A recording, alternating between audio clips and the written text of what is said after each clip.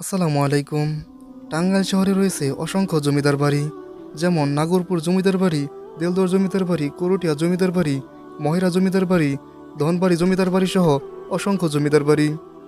তবে আজকে আপনাদের আরও একটা জমিদার বাড়িতে নিয়ে যাব। আজকে যে জমিদার বাড়িতে নিয়ে যাব সেটি হচ্ছে পাকুল্লা জমিদার বাড়ি। এই জমিদার বাড়িটি টাঙ্গাইল জেলায় মির্জাপুর উপজেলায় অবস্থিত। এই জমিদার বাড়িটি 1153 বঙ্গাব্দে প্রতিষ্ঠিত হয়েছে। অর্থাৎ এই জমিদার বাড়িটি আজ থেকে 300 থেকে 350 বছর আগে প্রতিষ্ঠিত হয়েছে। এই জমিদার বাড়ির মূল জমিদার ছিলেন মমতাজ আলী খান চৌধুরী।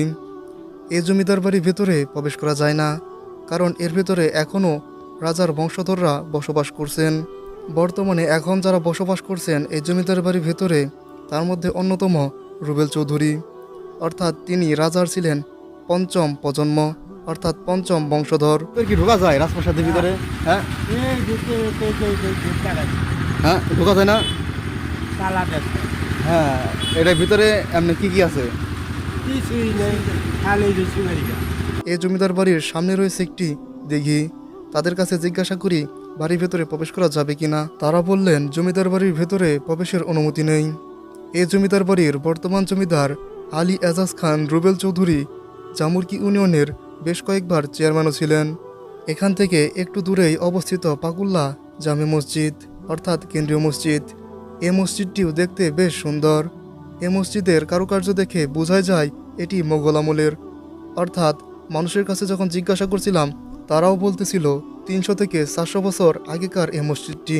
আর এই যে মসজিদ, এই দুইটা কি এক জমিদারই তৈরি করেছিল কিনা এটা নিয়ে কিন্তু যথেষ্ট সন্দেহ আছে, কারণ এটার সঠিক ইতিহাস কেউই বলতে পারতেছিল না। এই মসজিদটি সম্পূর্ণ সাদা কালারের।